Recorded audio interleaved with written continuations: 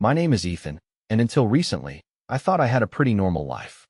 My wife, Amanda, and I have been married for 7 years. We have no kids yet, but we'd always planned to start a family soon. At least, that's what I thought. Last weekend, everything changed. It all started with a text message. Amanda had been acting a bit off for the past month, but she chalked it up to stress from work. She's a marketing executive, always busy with campaigns and deadlines. I didn't think much of it when she said she was going to a networking event last Friday evening. But on Saturday, she insisted that I take some time for myself and go hang out with my buddies. I thought it was sweet of her to encourage me to unwind. Then, that same afternoon, my phone buzzed. It was from a mutual friend of ours, Kate. She and Amanda had been close in college, but we hadn't kept in touch much over the years. The message was brief. Hey Ethan, just a heads up, you're invited to the surprise party for Amanda tonight at 7 p.m. at Joe's place. Hope to see you there. Don't tell Amanda, obviously. I was confused. Amanda hadn't mentioned any surprise party, and it wasn't even close to her birthday. Why would there be a party for her? I decided to go along with it. Maybe her colleagues had organized something for her as a way to unwind from all the stress at work. I didn't tell her about the text, thinking it would ruin the surprise. The moment I walked into Joe's place that evening, I knew something was off. The house was packed with people, most of whom I didn't recognize.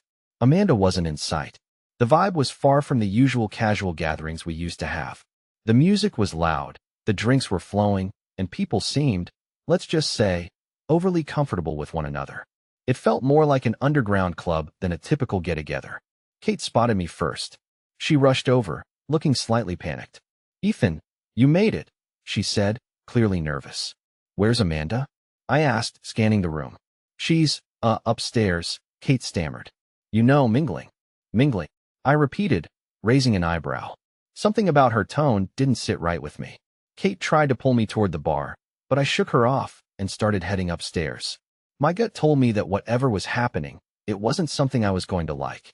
As I climbed the steps, I heard faint laughter and voices coming from one of the rooms at the end of the hallway. My heart was pounding. I opened the door and froze.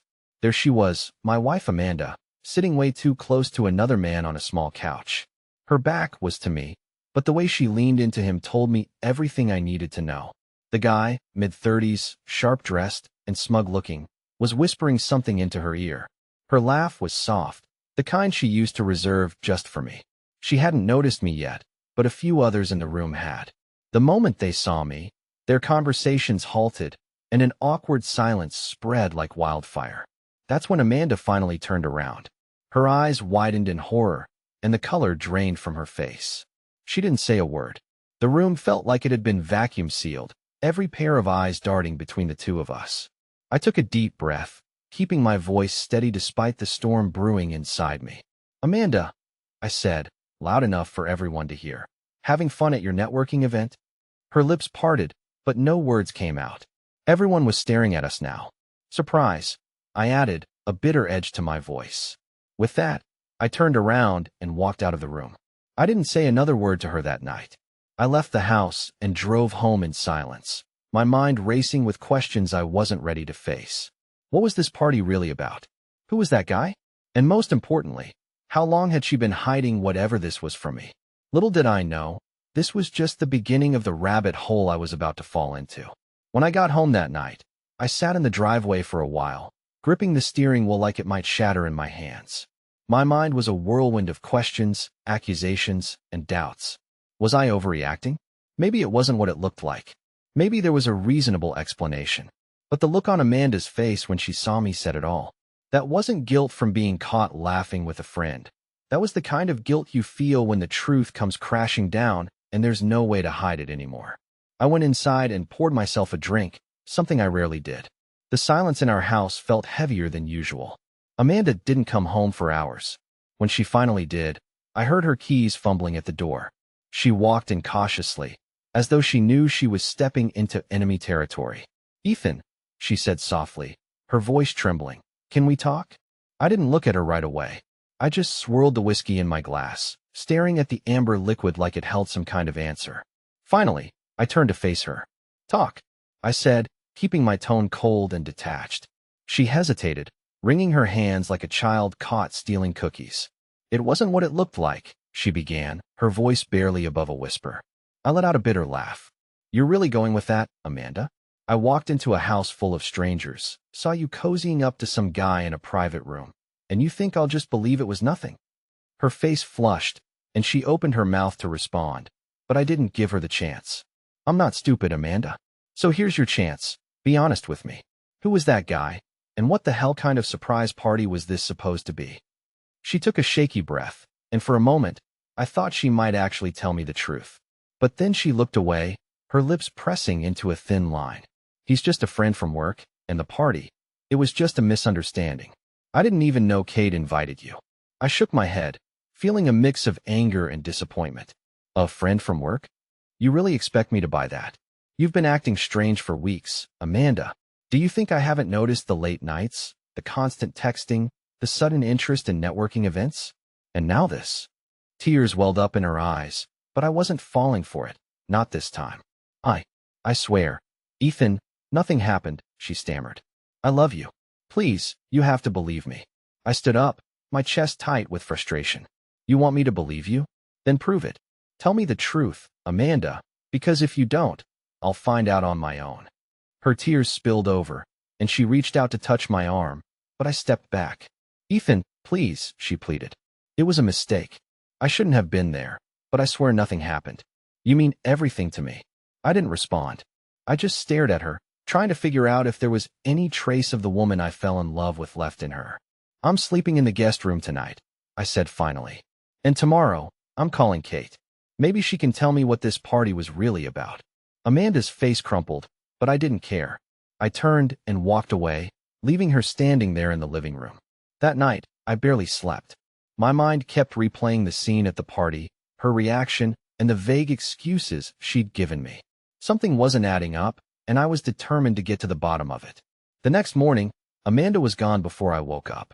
She left a note on the counter saying she was staying at a friend's house for a few days to give me space. That was fine by me. It gave me the chance to dig deeper without her hovering around. The first thing I did was call Kate. She picked up on the second ring. Hey, Ethan, she said nervously. How are you? Cut the small talk, Kate, I said, my tone sharp. What the hell was that party about last night? And don't lie to me. I already know Amanda wasn't there for a networking event. There was a long pause on the other end of the line. I could hear her breathing, could almost picture her trying to decide how much to tell me. Ethan, I don't know if it's my place to say, she said finally. Kate, I'm asking you as someone who's been friends with Amanda for years. Please, I need to know what's going on. Another pause. Then, in a voice so quiet I almost didn't hear it, she said, You're right. It wasn't a networking event. And that guy you saw her with? His name is Daniel. They've been spending a lot of time together lately. My stomach dropped. What do you mean, a lot of time? I asked, my voice trembling. Kate sighed. I didn't want to get involved, Ethan, but I've seen them together outside of work. I thought maybe it was innocent at first, but last night, the way they were acting, I don't think it is. The weight of her words hit me like a freight train. I thanked her and hung up, my hands shaking. I had my confirmation, but it wasn't enough. I needed more. If Amanda thought she could keep lying to me, she was about to learn just how wrong she was. Kate's words replayed in my mind all day. I don't think it's innocent. It was the kind of thing you don't want to hear, but can't ignore. I didn't want to believe it, but deep down, I already knew the truth. Amanda wasn't just being friendly with this Daniel guy. There was something more, something she'd been hiding. That evening, I decided to take matters into my own hands. If Amanda wasn't going to tell me the truth, I was going to find it myself. The first thing I did was check our shared credit card statements. Amanda rarely used cash, so I figured it would be the easiest way to track her movements. Sure enough, there were a few charges that stood out. Expensive dinners at places I'd never heard of, boutique hotel reservations, and even a purchase at a jewelry store. My heart sank as I scrolled through the transactions. She hadn't bought jewelry for me in years. But it wasn't just the money, it was the timing. Every one of those charges lined up with the nights she'd claimed to be working late or attending networking events. The puzzle pieces were starting to come together, and the picture they formed wasn't pretty. I needed more proof, something undeniable. That's when I remembered Amanda's phone. She'd always been glued to it lately, and she never left it unattended. But she wasn't home, which gave me the perfect opportunity. I checked the nightstand drawer where she usually kept her backup phone. Sure enough, it was there. She must have forgotten to take it with her when she left this morning. I powered it on and held my breath, hoping she hadn't changed her password. To my relief, it was still the same. Once I was in, I went straight to her messaging app. What I found made my blood run cold. There were dozens of messages between Amanda and someone named Daniel W. Some of them were innocent enough, small talk, work-related things. But the further back I scrolled, the more explicit they became. There were flirty texts, photos of them together at what looked like a cabin, and messages that left no doubt about what was going on. One message in particular stood out. Last night was amazing. I can't stop thinking about you.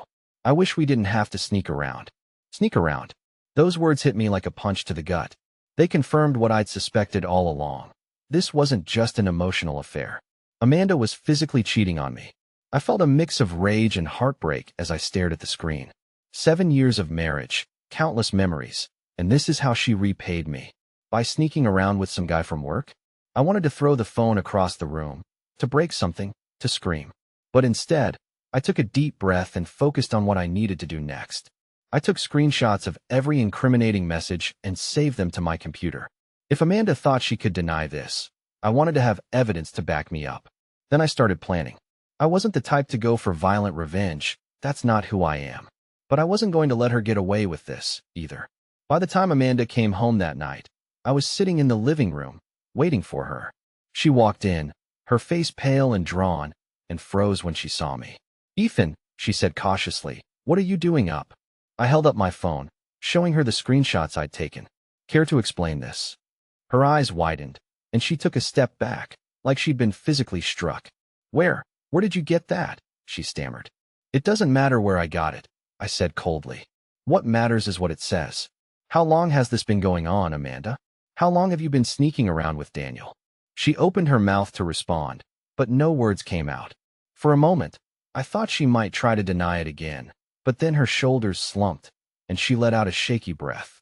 6 months, she admitted quietly. "It started as a friendship, but it just happened. I didn't mean for it to." "You didn't mean for it to?" I repeated, my voice rising. "You've been lying to me for 6 months, Amanda. You've been spending our money on hotels, dinners, jewelry for him, and you want me to believe you didn't mean for it to happen."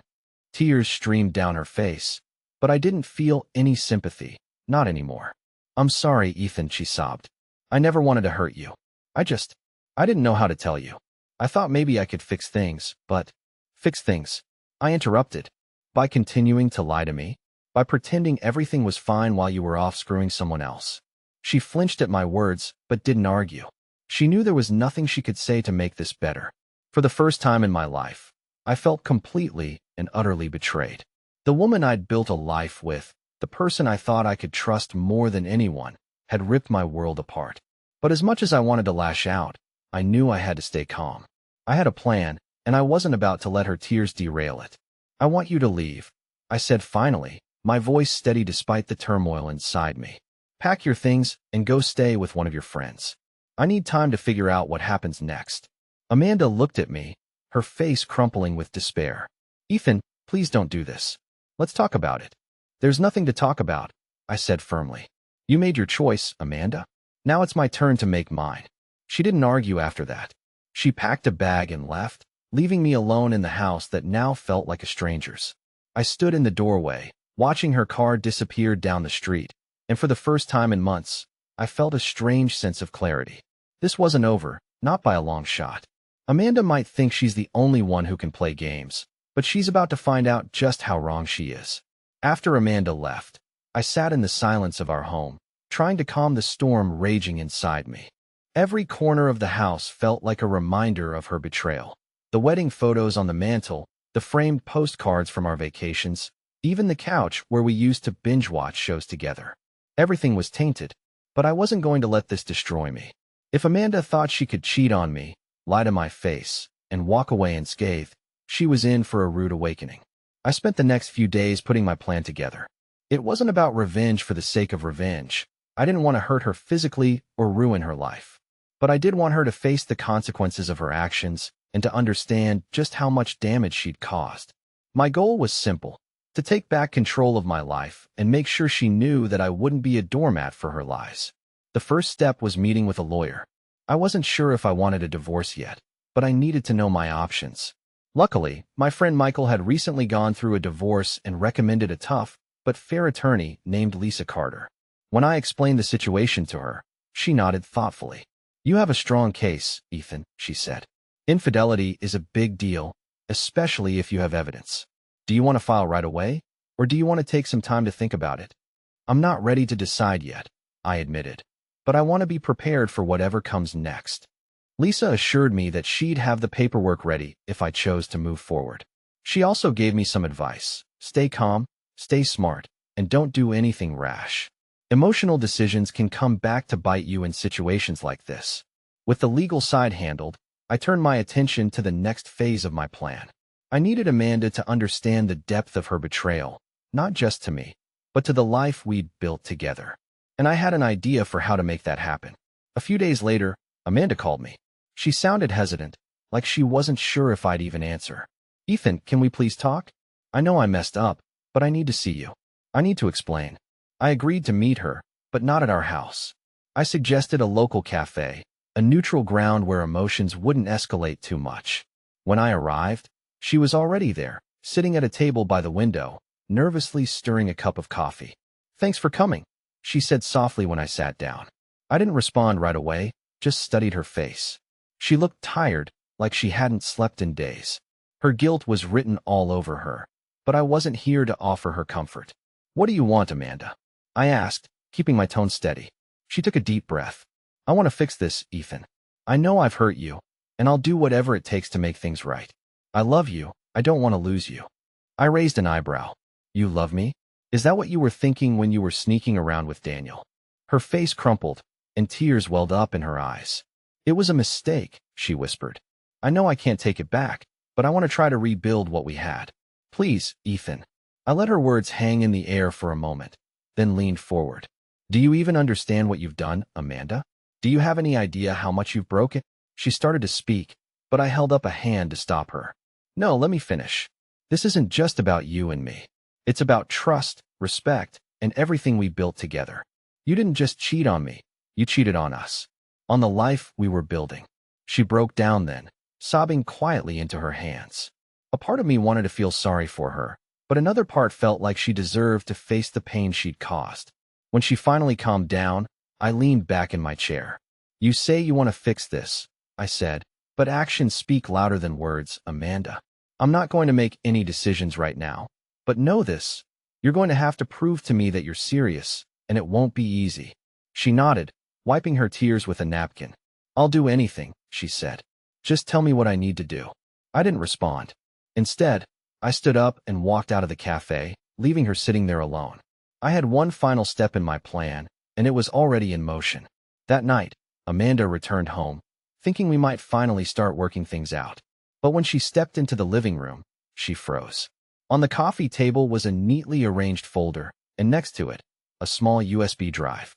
"What's this?" she asked cautiously. "It's everything," I said calmly. "Every text, every receipt, every lie you told me. It's all there. I wanted you to see just how much damage you've done." Her hands shook as she picked up the folder and started flipping through it. Her face grew paler with every page, every piece of evidence that I'd meticulously gathered. When she got to the end, she looked up at me, tears streaming down her face. "Ethan, Save it," I said, cutting her off. "This isn't about forgiveness, Amanda. This is about accountability. You need to face what you've done, not just to me, but to yourself." She collapsed onto the couch, clutching the folder like it was a lifeline. For the first time, I saw true remorse in her eyes. But it wasn't enough, not yet. She needed to learn that actions have consequences, and I wasn't going to let her walk away without facing them. Amanda didn't sleep that night. I could hear her pacing in the guest room, the faint rustle of papers as she flipped through the evidence I'd left for her. Part of me wondered if she truly understood the gravity of what she'd done, or if her tears were just a reaction to being caught. Either way, I wasn't about to make this easy for her. The next morning, she approached me cautiously as I sat in the kitchen sipping my coffee. She looked exhausted, her eyes puffy from crying. "Ethan," she began, her voice trembling, "I don't know what to say. I don't deserve your forgiveness, but I'll do anything to make this right." I didn't respond immediately. Instead, I took another sip of coffee and set the mug down. You keep saying that, Amanda, that you'll do anything. But what does that even mean? Are you willing to undo the lies, to face the consequences of your choices? She nodded quickly, desperate. Yes, I'll do whatever it takes. Please, Ethan, just tell me what you want. For a moment, I let her words hang in the air. Then I stood up, walked over to the counter, and picked up another folder I'd prepared. If you're serious, Amanda, then you'll sign this. She hesitated, her eyes darting to the folder in my hands. What is it? She asked, her voice barely above a whisper. It's a post-nuptial agreement, I said firmly. If we're going to even consider moving forward, I need to know that you're committed. This ensures that if you ever betray me again, I walk away with everything. Our house, our savings, everything we built together. Her face crumpled, and for a moment, I thought she might refuse. But then she nodded, her shoulders slumping in defeat. I'll sign it, she said quietly. I'll sign whatever you need me to. I handed her the folder and watched as she flipped through the pages, her hands shaking. She didn't argue, didn't try to negotiate. She simply signed her name where I indicated and handed the folder back to me. This is step one, I said, tucking the folder away. But it's not enough. You need to tell me everything, Amanda. Every lie, every secret. If I find out you're still hiding something, we're done. No second chances. She nodded again, tears streaming down her face. Okay, she whispered. I'll tell you everything. The next few hours were brutal. Amanda confessed to everything, and while some of it was what I already knew, other parts cut me even deeper. She admitted that her relationship with Daniel had started out as a harmless flirtation at work, but over time, it had escalated. Late-night texts turned into lunches, lunches turned into dinners, and eventually, it became physical. I didn't plan for it to happen, she said, her voice breaking. But I didn't stop it either. And I hate myself for it. I wanted to yell, to throw something, to let my anger out. But instead, I stayed calm. I needed to hear it all, no matter how much it hurt. And what about Kate? I asked. Did she know? Amanda hesitated, then nodded. She suspected. I never told her outright, but she knew something was going on. That's why she invited you to the party. I think she wanted you to find out. I made a mental note to thank Kate later. If it weren't for her, I might still be living in ignorance. After Amanda's confession, I needed time to process everything. I told her to stay at her friend's place for a few more days while I figured out what to do next. She agreed, though I could tell she didn't want to leave. But I needed space. I couldn't think clearly with her around. During those days, I started taking steps to rebuild my life. I reached out to friends I hadn't seen in years, people I'd drifted away from because I was so focused on my marriage. I even started going to the gym again, something I hadn't done since our honeymoon. For the first time in a long time, I felt like I was reclaiming a part of myself that I'd lost. But I wasn't done with Amanda yet. There was one more thing I needed her to do. When Amanda came back a week later, she looked nervous. I could tell she was bracing herself for whatever I was about to say. Ethan, I'm so sorry for everything, she began, her voice trembling. I'll spend the rest of my life making this up to you, if you let me. I held up a hand to stop her. Before we talk about the future, there's one more thing I need you to do. She looked at me wearily. What is it? I handed her the USB drive I'd shown her earlier. This has everything on it. All the texts, the photos, the receipts. I want you to take it to Daniel and end things with him in person. And I want proof that you did it. Her eyes widened in shock. Ethan, No excuses, Amanda, I said firmly. If you're serious about fixing this, then you'll do it. If not, you can pack your things and leave for good. She hesitated, her eyes filling with tears, but then she nodded. Okay, she whispered. I'll do it. The next day, Amanda met with Daniel. I didn't go with her, but I made sure she recorded the conversation. When she came back, she handed me the USB drive with a solemn expression. It's done, she said quietly. I watched the recording later that night. In it, Amanda confronted Daniel at a cafe, just like I'd asked. She told him it was over, that she'd made a mistake and was committed to repairing her marriage. Daniel didn't take it well. He tried to convince her to leave me, to run away with him, but she stood her ground. By the end of the conversation, he looked furious, but she walked away without looking back. Watching the video was painful, but it also gave me a strange sense of closure. Amanda had taken the first real step toward earning back my trust. It wasn't enough to fix everything, but it was a start. The days that followed Amanda's confrontation with Daniel were quiet. almost unnervingly so. She stayed in the house but kept her distance, giving me space to think and process everything. On the surface, things seemed calm, but beneath it all, I felt a tension that hadn't yet been resolved. I threw myself into work and personal growth. I started taking on new projects, hitting the gym every morning, and even signed up for a cooking class, something I'd always wanted to do but never found the time for. It wasn't just about distracting myself. It was about rediscovering who I was outside of being Amanda's husband. As for Amanda, she seemed to be doing her best to prove she was serious about fixing things. She started therapy, both on her own and for us as a couple. She apologized daily, not just with words, but with actions. She cooked dinner, cleaned the house, and constantly checked in with me. She was trying, and I could see that. But forgiveness doesn't come easily when trust is shattered. A few weeks later, something unexpected happened. I was at work when I got a call from Kate, the same friend who had tipped me off about the party. "Ethan, we need to talk," she said, her voice urgent. I stepped outside to take the call, feeling a mix of curiosity and dread. "What's going on, Kate?" "It's about Amanda and Daniel," she said. "I don't know how to say this, but I think Daniel's trying to get back at her. I overheard him talking to someone at work, and he mentioned having something planned for Amanda." My stomach tightened. "What kind of plan?" "I don't know the details," Kate admitted, "but it didn't sound good. He's bitter, Ethan. He's not the kind of guy who lets things go easily." "Thanks for telling me," I said, my mind already racing. After the call, I couldn't focus on work. If Daniel was planning something, I needed to be prepared. I didn't want Amanda to get hurt, no matter how angry I was at her. So I decided to do a little digging of my own. That evening, I told Amanda about Kate's call. She looked genuinely scared. "Ethan, I swear I haven't talked to him since that day," she said. "I don't know why he'd want to do anything to me." "I believe you," I said, though it felt strange to say those words. "But I'm not taking any chances. If he tries something, I want to know about it." To my surprise, Amanda nodded and suggested we install a security camera system at the house. I agreed, and by the end of the week, our home was covered. It felt like a necessary precaution, though a part of me wondered if I was being paranoid. A week passed without incident. Amanda and I continued our uneasy dance of rebuilding, though things were still far from normal. Then one evening, as we were sitting down to dinner, my phone buzzed. It was an alert from the security system. I opened the app and froze. The camera feed showed a man standing in our driveway, looking directly at the front door. It was Daniel. "What is it?" Amanda asked, noticing my reaction.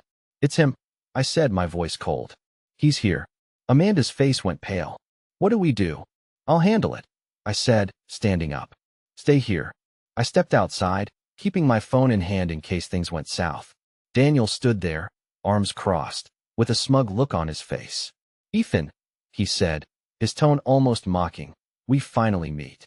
I was wondering how long it would take for you to come out." "What do you want?" I asked, keeping my voice steady. He smirked. "Oh, nothing much. Just wanted to see how Amanda is doing. She's been ignoring my messages, and I figured a little visit might remind her of what she's missing." "You need to leave," I said firmly. "Now."